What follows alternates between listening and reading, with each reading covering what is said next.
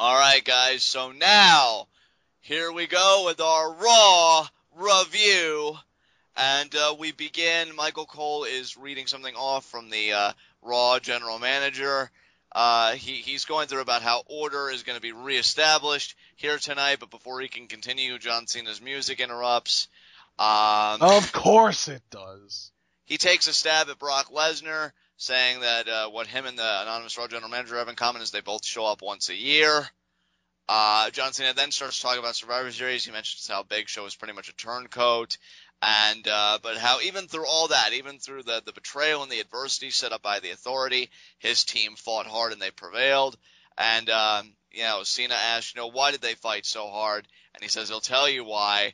And I think he goes on to say, because they care about this, they love this. I think he goes on to mention Dolph Ziggler finally as the big hero, but Seth Rollins interrupts, and he comes out, Joey Mercury and Jamie Noble in tow. This is after the computer's been silenced, by the way, because it was trying to cut John Cena off. He walked over and he closed the computer lid.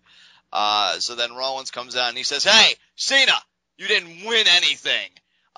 Because who really won that match for your team was one man, and that was Sting. Seth Rollins pretty much going on the narrative that Sting screwed over the Authority and that Seth Rollins had everything well in hand until he showed up. But then Cena's quick to remind him, hey, I had one survivor on my team. That was Dolph Ziggler, the guy who almost single-handedly took out all three remaining members of Team Authority. And Seth Rollins is pretty much like, you say Sting, you say Dolph, I say Sting, tomato, tomato. Seth Rollins says that John Cena should not be happy about this, that the Authority's gone. He says that everything was better when the Authority was in power and everybody will come to know it in time. He tells Cena the reason he won't be happy is because if it changes from week to week, then any progress that Cena made the week prior could immediately come undone. Interesting thing from Rollins' side here as he continues on why the Authority should be in power. He says, are we just going to keep doing this from week to week? Who's going to show up next, Batista? And he takes a shot at Batista, says, he sucks at wrestling and he sucks at acting. Maybe he'll be good at being the general manager. Which, wow, way to make Dave feel welcome. I know, right? I wanted Batista to come back. This is so unnecessary. I know, right? Then he says, what, are we going to, get a time machine and bring Eric Bischoff back? And I don't know why you need a time machine for that. I would love to see the Big E back in WWE. Yeah. Not the Big E, Easy E, that's what it is. Big E is the large black fellow in the New Day. Indeed he is. So then Rollins pretty much asks Cena to bring the Authority back. Cena says no, but then he reconsiders and he says, ask me. And then Rollins is like, but I just did. And he said, no, beg me. Because, that's what a face does. He exerts his power over everyone else. Yeah. Says, get on one knee and beg me. And right as Rollins looks like he's considering it, the computer beeps again, so I guess he got back on the grid. Oh, Cole was just itching to open that thing back up. Yeah, exactly. And he mentions, and this is where our TLC build kind of picks up here, that at the pay-per-view, it is going to be John Cena versus Seth Rollins in a tables match. And should Cena lose that match, he will lose his number one contendership for Brock Lesnar's WWE World Heavyweight Championship next month at the Rumble. Okay, so what if Rollins loses? What does Cena get? Rollins doesn't lose anything, apparently. See, that's why I was going to put some stock in the rumors about a TLC match between the two, because I thought Rollins' briefcase was going to hang above the ring, but they're probably like, wait, Dolph Ziggler and John Cena already kind of had a match like that 2 years ago, so, let's not repeat ourselves. Yeah. So, there you go. And right as it was about to be explained how a new number one contender would be put in Cena's stead, all hell breaks loose. Rollins and J&J Security attack Cena. Rollins gets a table out, and he looks like he's going to do serious damage. But then Cena starts to turn the tide, beating those guys down. And then Kane comes out, starts beating on Cena, ultimately culminating in a chokeslam. Then Ryback comes out. He's cleaning house. Clothesline for everybody. You get a clothesline, you get a clothesline. And Rollins, well, he's special, so he gets a power slam. But then Kane neutralizes Ryback with a steel chair, so he gets taken out. Then I believe Eric Rowan came out next, yes, and he laid everybody to waste. But then Big Show came out after him, did a splash in the corner while Eric Rowan was working on Seth Rollins, and his attention was diverted. Then Dolph Ziggler came out. Show tried to neutralize him, but Show ended up eating ring post courtesy of Ziggler. Ziggler then got a ladder out, I think wanting to even the odds for everybody. But then Luke Harper came out, and he took out Ziggler. Then Big Show got back in the ring. He nailed a knockout punch to Cena. And then Seth Rollins called for J&J Security to pick Cena up. And they did a triple powerbomb a la The Shield through the table. So Shield 2.0, baby. Shield 2.0, Jamie Noble called it. So he'll stand tall for the opening segment. So basically, this was the go-home show to Survivor Series, right? Pretty much, yeah. Yeah, that's what it seems like. Like, and even on Reddit, everyone was like, is the show over now? So it just pretty much was the go-home show for Survivor Series, and they just really wanted to remind you, oh, Survivor Series was a thing. You should go back and watch it because Sting. Exactly. So that was pretty much the segment. Ash, I don't really think you have much to say because, again, you said in the opening that you missed this segment. So there were a lot of bodies here.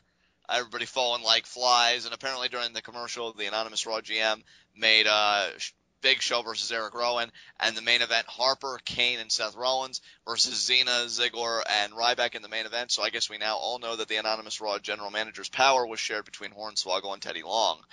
I mean, I actually do have something to say. Oh, you do? Yeah, I'm actually kind of confused by this whole Rollins-Cena thing going on. And I'm not confused in a bad way in that I'm, like, angry about it. I'm confused in that, like, it almost seems too good to be true. Is Wyatt Ambrose going to main event TLC? Maybe. And that's how I'm going to answer you. And the only reason I'm asking is because typically the main event of TLC is a TLC match. Which is why I'm kind of confused that they gave Cena and Rollins just the tables stipulation, because that would imply that the only TLC match on the card is Ambrose Wyatt, which would mean that that's going to main event. Right. And we already know that apparently the WWE trusts Dean Ambrose to main event a pay-per-view. See Hell in a Cell. Yeah. Is Ambrose getting that much of a push that he's going to main event a pay-per-view that John Cena is also on? Yeah, crazy to think about, isn't it? And that would be a second time doing it, too, because keep in mind, Cena was also on Hell in a Cell. Right. He had a Hell in a Cell match with Randy Orton. So yeah. The idea that somebody would main event a pay-per-view, two pay-per-views, both of which Cena was on, something that I don't even think CM Punk could lay claim to. No, I'm pretty sure that the only time Punk ever main evented pay-per-views that John Cena was also on, obviously, were either when he was going against John Cena himself or The Rock. Right. And so for Dean Ambrose to do it, and no offense to Seth Rollins or Bray Wyatt in this case, but to not even have that caliber of opponent to do it with, that's really something if Dean Ambrose pulls that off, dude. Yeah. So Dean Ambrose fans rejoice, because it looks like your main event hasn't ended yet, and I'm glad you are. Yeah! But I also wanted to say, yes, this whole Cena Rollins thing, typically when I hear that John Cena is going to be in a tables match, I think he's going to lose it. That is true. So what in the, is this just going to be that rare case where John Cena doesn't lose a tables match? Maybe it will be. Because it seems like his record in table matches is pretty bad. Well, I mean, he lost the WWE Championship to a still, fresh to Raw Sheamus. Well, and let's not allow ourselves to forget, Oh, no, you know what? I'm thinking backwards. I thought that he lost to Ryback in the tables match in their 3 stages of Hell match, but he did beat him in that. That was his first pinfall over Ryback, or his first fall over Ryback. Okay, so maybe this isn't as much of a concern as I thought it was. Really, though, unless they add some kind of a stipulation to Rollins losing, this is just a one-sided Cena's winning 100%, LOL Cena wins. And I hate to have, this weird conversation with you because I guess in the grand scheme of things, I don't really know how much it matters. But you also have to consider, and I hate to be nitpicky like that, but when you bring up the Ryback situation, that really wasn't a tables match by itself. It was 2 out of 3 falls. When we look at Cena's record in tables matches by himself, I don't think he's ever won. Because I remember he lost one to R-Truth on Raw. I think he That's lost right. I think he lost one to Randy Orton.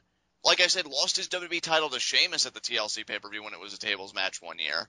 Yep. I don't know if he's ever won when it's just by itself, not TLC or 2 out of 3 falls or anything else. Well, it was technically 3 stages of hell, and that counts as 3 separate matches.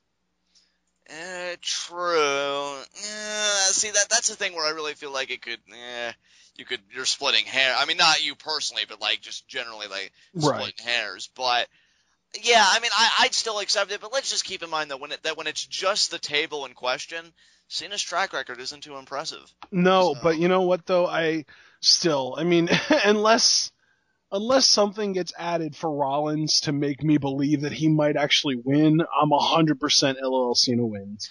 Yeah, definitely. Because the thing is, you could argue about his table match record all you want. I mean, they're not going to take away his number 1 contendership. Yeah, because it's against Brock Lesnar. Unless they do that, and then on the first episode of Raw of the new year, they had Cena versus Rollins for the Money in the Bank briefcase, and Cena won that to challenge Brock. That could be, yeah. So But how likely is that, really? And really, you know what's even more likely? Even if Cena would lose this match, I'll just say it right now.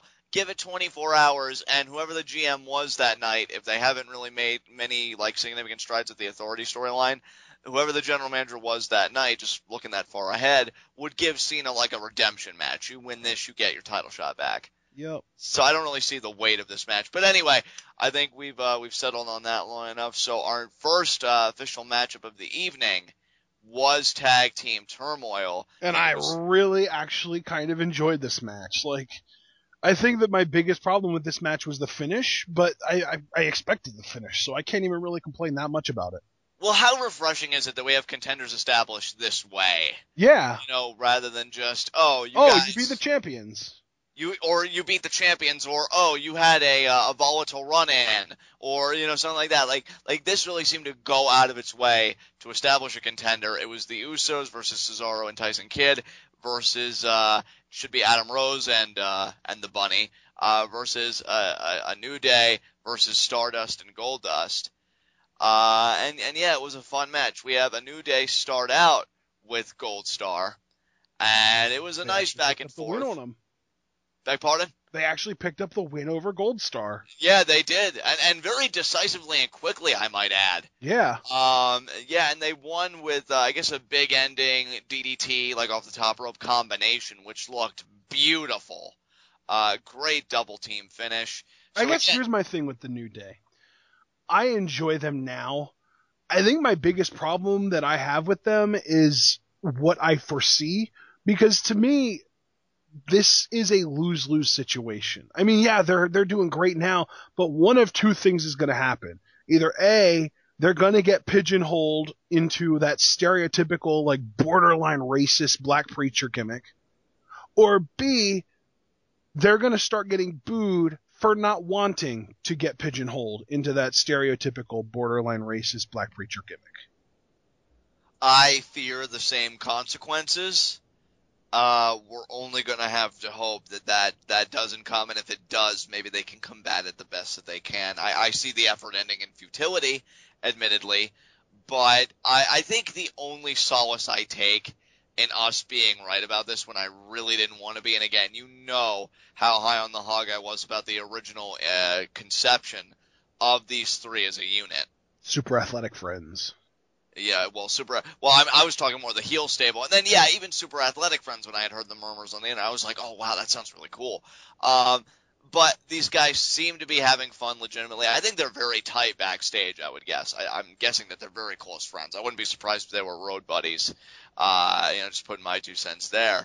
And if they're having a good time and they're getting TV time, I think we should be grateful. So hopefully it doesn't end badly for them.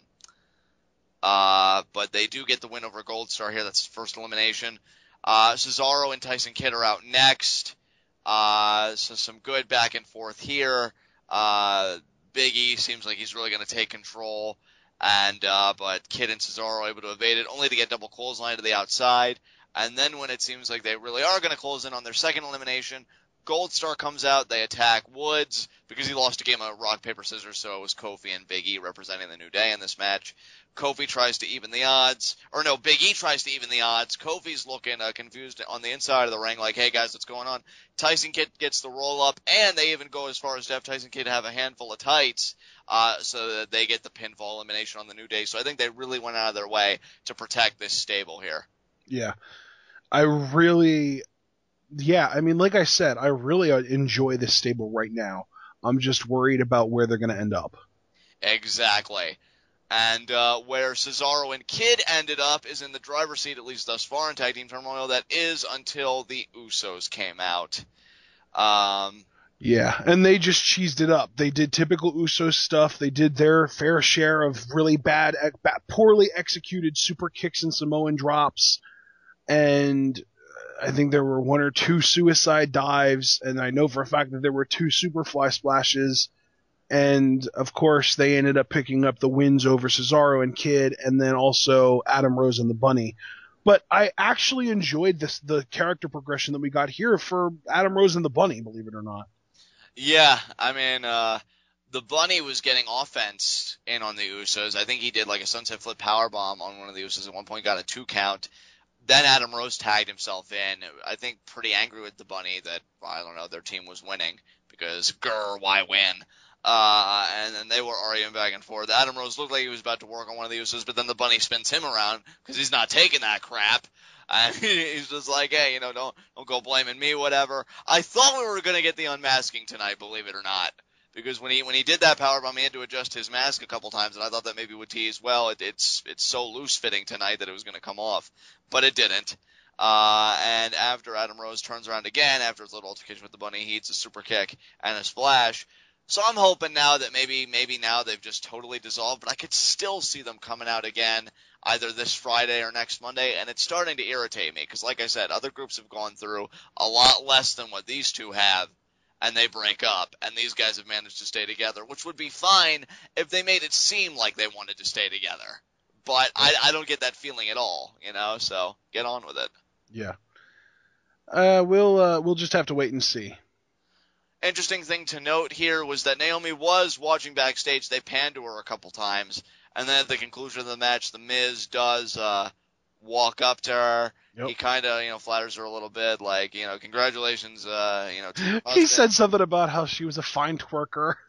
Yeah, he said, I love the way you twerk because I saw your music video, and here's my card, of a producer I know, give him a call. And then Mizdow comes up to her, he gives her this invisible card, and she actually takes it, which was adorable.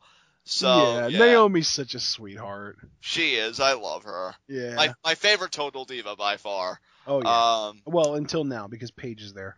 That is true. It'll be interesting to see what kind of personality she has on the show. Oh, she's going to be a total twat the whole time.